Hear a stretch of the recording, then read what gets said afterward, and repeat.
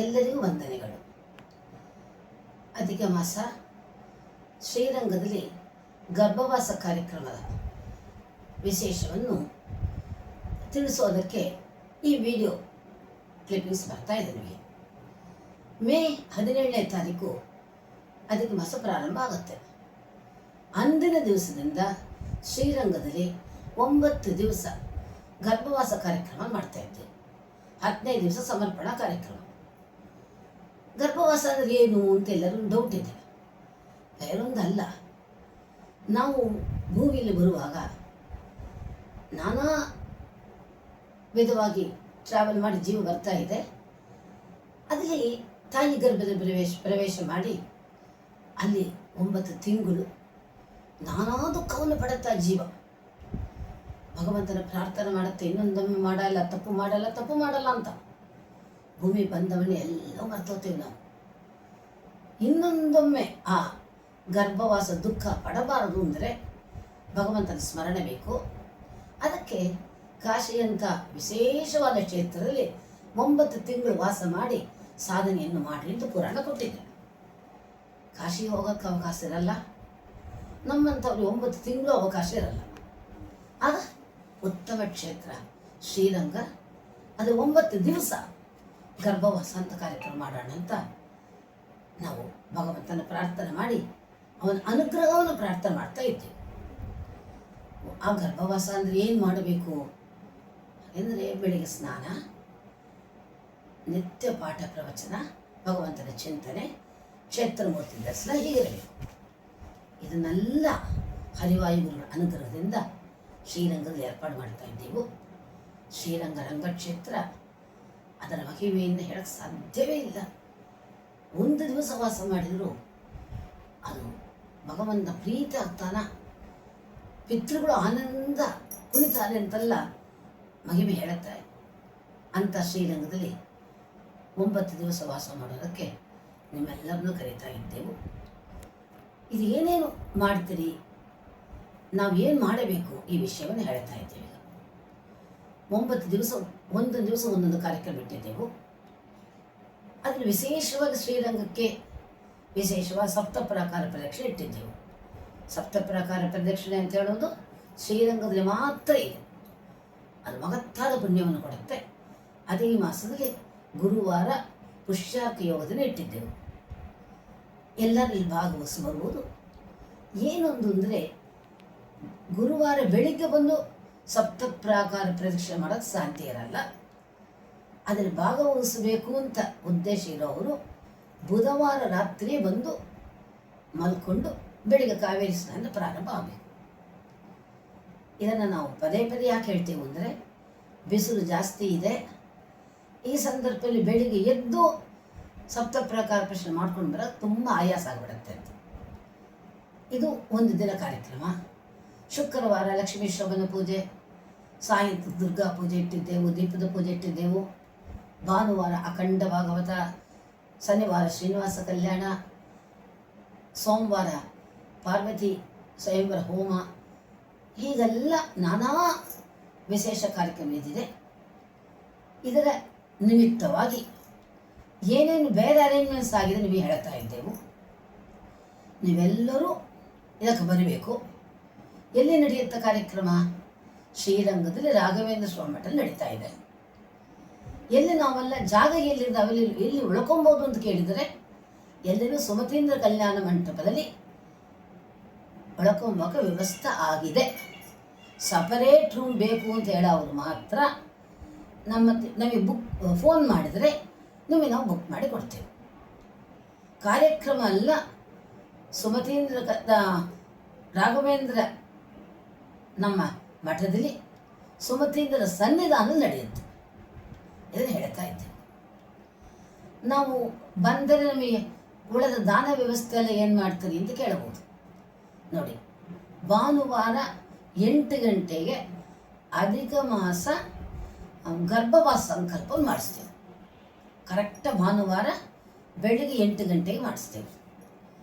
ಇನ್ನು ಅಧಿಕ ಮಾಸ ನೀವೇನೇನು ವ್ರತಗಳು ಮಾಡಬೇಕು ಅಂತ ನೀವು ಇಚ್ಛೆ ಪಡ್ತೀರೋ ಎಲ್ಲ ವ್ರತಕ್ಕೂ ಸಂಕಲ್ಪವನ್ನು ಭಾನುವಾರ ಬೆಳಿಗ್ಗೆ 8 ಗಂಟೆ ಮಾಡಿಸ್ತೇವೆ. ಆಮೇಲೆ ಅವತ್ತಿನ ದಿವಸ ಸಾಯಂತ್ರ ಪುರುಷೋತ್ತಮನ ಗುಡಿಗೆ, ಅಧಿಕ ಮಾಸಕ್ಕೆ ಭಗವಂತ ಪುರುಷೋತ್ತಮ, ಅವನ ದೇವಸ್ಥಾನ ಹೊಂದಿದೆ, ಅದಕ್ಕೆ ಕರ್ಕೊಂಡು ಹೋಗ್ತೇವೆ. ಬೆಳಿಗ್ಗೆ ಲಕ್ಷ್ಮೀಶ್ವರನ ಪೂಜೆಯಿಂದ ನಮ್ಮ ಕಾರ್ಯಕ್ರಮ ಪ್ರಾರಂಭ ಆಗುತ್ತೆ. ಈಗ ಸಪ್ತಪ್ರಾಕಾರ ಪ್ರೇಕ್ಷಣೆ ಗುರುವಾರ ಅಂದ್ರಲ್ಲ, ಅದಕ್ಕೆ ಹಂಗಂತ ಕೇಳಿದರೆ, ಸಪ್ತಪ್ರಾಕಾರ ಪ್ರೇಕ್ಷಣೆ ಮಾಡಿದರೆ ಅದಕ್ಕೆ ನಿಯಮಗಳಿದೆ, ಏನೇನು ದಾನಗಳು ಕೊಡಬೇಕು ಅಂತೂ ಇದೆ. ಮುಖ್ಯವಾಗಿ 7 ಬ್ರಾಹ್ಮಣರಿಗೆ ಭೋಜನ, ಮರದ ಬಾಗಿನ, ವಸ್ತ್ರದಾನ, ದೀಪದಾನ, ಉದುಕುಂಭ ದಾನ, ಬಂಗಾರ ದಾನ ಅಂತಿದೆ. ಬಂಗಾರ ದಾನ ನಮ್ಗೆ ಹೇಳಿಲ್ಲ, ಅವರು ಸತ್ಯಾನುಸಾರ ಎಲ್ಲ ದಾನಗಳು ಮಾಡಬೇಕು ಅಂತ. ಏನು ದಾನಗಳು ನಿಮಗೆ ಬೇಕೋ ನಮಗೆ ಮೊದಲೇ ತಿಳಿಸಿಬಿಡಬೇಕು. ಯಾಕೆಂದರೆ ಮರದ ಬಾಗಿನ ಅಂತರ, ನಾವು ಮರ ತರಿಸ್ಬೇಕಾ, ಇಲ್ಲ ನೀವು ಮರ ತಗೊಂಡು ಬರ್ತೀರಾ, ಇಲ್ಲ ಪದಾರ್ಥಗಳು ಮಾತ್ರ ಬೇಕಾ, ಎಲ್ಲವೂ ಸ್ಪಷ್ಟವಾಗಿ ನಮಗೆ ಮೊದಲೇ ಹೇಳಿದರೆ ನಾವೆಲ್ಲ ವ್ಯವಸ್ಥೆ ಮಾಡಿಕೊಡ್ತೇವೆ. ವಿಶೇಷವಾಗಿ ಉದುಕುಂಭದಾನ ಹೇಳ್ತೇವೆ, ದೀಪದಾನ ಹೇಳ್ತೇವೆ, ವಸ್ತ್ರದಾನ ಹೇಳ್ತೇವೆ. ಎಲ್ಲವೂ ನಿಮ್ಗೆ ಏನು ಬೇಕು ಅಂತ ನಮಗೆ ತಿಳಿಸಿಕೊಡಬೇಕು ಅಂತ ನಿನ್ನ ಕೇಳ್ಕೊತಾ ಇದ್ದೇವೆ. ಆಮೇಲೆ ಎಲ್ಲ ದಾನಕ್ಕೂ ನಿಮಗೆ ನಮ್ಮ ಆಚಾರ ಮೂಲಕ ಗ್ಯಾರಂಟಿ ಸಂಕಲ್ಪವನ್ನು ಮಾಡಿಸ್ತೇವೆ. ವಿಶೇಷವಾಗಿ ಈ ನಮ್ಮ ಅಧಿಕ ಮಾಸದಲ್ಲಿ 1000 ದೀಪ ಮುಡಿಸಬೇಕು ಅಂತ ಇಟ್ಕೊಂಡಿರ್ತೇವಲ್ಲ, ನಾವು ಶ್ರೀರಂಗ ಕ್ಷೇತ್ರದಲ್ಲಿ ರಾಯರ ಸನ್ನಿಧಾನದಲ್ಲಿ ದೀಪ ಏರ್ಪಾಡು ಮಾಡ್ತೇವೆ, ದೀಪೋತ್ಸವಕ್ಕೆ ಏರ್ಪಾಡು ಮಾಡ್ತೇವೆ. ಹೇಗೆಂದರೆ ಒಳ್ಳೆ ಶುದ್ಧವಾದ ನಾಟಿ ತುಪ್ಪ, ನಾಟಿ ತುಪ್ಪ, ಅದರಿಂದ 33 ತುಪ್ಪ ದೀಪ ಏರ್ಪಾಡು ಮಾಡ್ತೇವೆ. ಎಷ್ಟು ರೂಪಾಯಿ ಅಂತ ಕೇಳಿ 200 ರೂಪೀಸ್ ಇಟ್ಟಿದ್ದೆವು. ಹೊಸ ಮಣ್ಣಿನ ಅಗಲು ತರಿಸಿ ಆ ದೀಪವನ್ನು ಹಾಕಿಟ್ಟಿರ್ತೀವಿ. ಯಾರಿಗೆ ಬೇಕೋ ಮುಂದೆ ತಿಳಿಸಿದರೆ ಅದನ್ನು ನಿಮಗೆ ವ್ಯವಸ್ಥೆಗಳು ಮಾಡಿ ಕೊಡ್ತಾ ಇದ್ದೀವಿ. ಒಬ್ಬರು ಕೇಳ್ತಾರೆ, ನಾವು 10 ದಿವಸ ಇರೋಕ್ಕೆ ಸಾಧ್ಯ ಇಲ್ಲ, ಒಂದೇ ದಿವಸ ಬರ್ತೇವೆ, ಸಪ್ತ ಪ್ರಕಾರ ಮಾಡೋಕ್ಕಾಗತ್ತಾ ಅಂತ ಕೇಳಿದರು. ಅವರಿಗೆ ಉತ್ತರ ಇಷ್ಟೇ, ನಾವು ಏರ್ಪಾಡು ಮಾಡೋದು ಗುರುವಾರ ನಮ್ಮ ಜೊತೆ ಬರುವಾಗ ಸಪ್ತ ಪ್ರಕಾರ ಪ್ರಶ್ನೆ ಮಾಡಿ ಅವತ್ತು ದೇವಸ್ಥಾನ ಪರ್ಮಿಷನ್ ತೆಗೆದಿದ್ದೆವು ದರ್ಶನಕ್ಕೆ. ಉಳಿದ ದಿವಸ ನೀವು ಯಾರು ಬಂದರೂ ಆಚಾರು ಖಂಡಿತ ಅವೈಲಬಲ ನಿಮಗೆ ಇರ್ತಾರೆ, ನಿಮ್ಮನ್ನ ಸಪ್ತ ಪ್ರಕಾರ ಕರ್ಕೊಂಡು ಹೋಗ್ತಾರೆ. ದರ್ಶನಕ್ಕಂತೂ ನಾವು ಅಷ್ಟು ಬೇಗ ದರ್ಶನ ಆಗುತ್ತೆ ಅಂತ ಹೇಳೋಕ್ಕಿಲ್ಲ, ನೀವು ಕ್ಯೂಲಿ ನಿಂತು ದರ್ಶನ ಮಾಡ್ಕೊಂಡು ಬರಬೇಕು. ಅದರಿಂದ ಹಾಗೆ ಮಾಡೋಕ್ಕೆ ಸಾಧ್ಯ ಇಲ್ಲ ಅಂತ ನಾವು ಹೇಳಲ್ಲ, ಅದು ವ್ಯವಸ್ಥೆ ನೀವು ಮಾಡಿಕೊಡ್ತೇವೆ. ಎಲ್ಲ ದಾನಕ್ಕೂ ನಾವು ನಿಮಗೆ ಮೊದಲೊಂದು ಪ್ಯಾಂಪ್ಲೆಟ್ ಕೊಟ್ಟಿರ್ತೀವಿ, ಎಲ್ಲ ದಾನಕ್ಕೂ ಸಂಕಲ್ಪ ಮಾಡಿಸ್ತೇವೆ. ಬಟ್ ಏನು ದಾನ ಬೇಕು ಎಂಬುದು ಮಾತ್ರ ನೀವು ಮೊದಲೇ ನಿಮಗೆ ಇನ್ಫಾರ್ಮೇಷನ್ ಕೊಡಬೇಕು. ಅಪೂಪ ದಾನ ವಿಶೇಷವಾಗಿ ಅಧಿಕ ಮಾಸದಲ್ಲಿ 33 ದಿನಾಲೂ ಅಪೂಪ ದಾನ ಕೊಡಬೇಕು ಅಂತ ಶಾಸ್ತ್ರ ಹೇಳುತ್ತೆ. ಆ ಶಾಸ್ತ್ರ ಹೇಳುವಾಗ ಅಪೂಪ ದಾನನ್ನು ಕಂಚಿನ ಪಾತ್ರೆಯಲ್ಲಿಟ್ಟು ಅದನ್ನು ಮುಚ್ಚಿ ಒಳ್ಳೆ ಬ್ರಾಹ್ಮಣರಿಗೆ ಸಂಕಲ್ಪಪೂರ್ವಕ ದಾನ ಕೊಡಬೇಕು ಅಂತಿದೆ. ನಾವಂತೂ ನಿಮಗೆ ಚೆನ್ನ ಶಾಸ್ತ್ರ ರೀತಿಯಲ್ಲಿ ತುಪ್ಪದಲ್ಲೇ ಅಪೂಪವನ್ನು ಕರೆದು 33 ಅಪೂಪವನ್ನು ದೇವರ ನೈವೇದ್ಯ ಮಾಡಿ ತಯಾರು ಮಾಡ್ತೇವೆ. ಹಾಗಾದರೆ ಕಂಚಿನ ಪಾತ್ರೆ ಬೇಕಾ ಬೇಡವಾ ನೀವು ನಿಮಗೆ ಮೊದಲೇ ಇನ್ಫಾರ್ಮೇಷನ್ ಕೊಡಬೇಕು. ಕಂಚಿನ ಪಾತ್ರೆ ಸಮೇತ ಬೇಕು ಅಂದರೆ ನಿಮಗೆ ವ್ಯವಸ್ಥೆಗೆ ಫೋನ್ ಮಾಡಿ ಕೇಳಿ ಎಷ್ಟಾಗತ್ತೆ, ಒಂದು ಕಂಚಿನ ತಟ್ಟೆಯ ಕೊಂಚಿನ ಪಾತ್ರೆಯ ಏನೇ ಬೇಕು ಅಂತ ಕೇಳಿ ಅದನ್ನು ವ್ಯವಸ್ಥೆ ಮಾಡಿ ಕೊಡ್ತೀವಿ. ಹೀಗೆ ಅಪೂಪದಾನ ದಿನಾಲೂ ಆಗುತ್ತೆ. ಹಾಗಾದರೆ ಏನಿದು ನಮ್ಮ ಎಷ್ಟು ಅಪೂಪ ತಯಾರಾಗತ್ತೆ ಅಲ್ಲಿ, ಒಬ್ಬರಿಗೆ 33 ಅಪೂಪ ಅಲ್ಲ. ಅದರಿಂದ ಎಷ್ಟು ನಾವು ಮ್ಯಾಕ್ಸಿಮಮ್ 15 ಟೋಕನ್ ಇಟ್ಕೊಂಡಿದ್ದೇವೆ. ಅದು ಯಾರಿಗೆ ಯಾವತ್ತು ಬರ್ತೀರಿ ಅದನ್ನು ಮೊದಲೇ ತಿಳಿಸಿಕೊಟ್ರೆ ನಾವು ಅದನ್ನು ಕರೆಕ್ಟಾಗಿ, ಯಾಕೆಂದರೆ ಅಡುಗೆಯವರು ಎಷ್ಟು ಕರಿಯೋಕ್ಕಾಗತ್ತಲ್ವ, ಅದು ಕರೆಕ್ಟಾಗಿ ಕರಿಬೇಕು.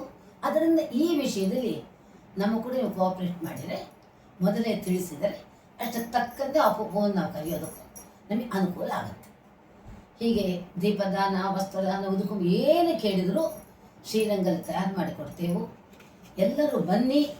ಇನ್ನೂ ಗರ್ಭವಾಸಕ್ಕೆ ಗಂಡ ಹೆಂಡತಿ ಸೇರಿ ಬರಬೇಕಾ, ನಾವು ಸಪ್ರೇಟಾಗಿ ಬರುವಾಗ ಕೇಳ್ತಾರೆ.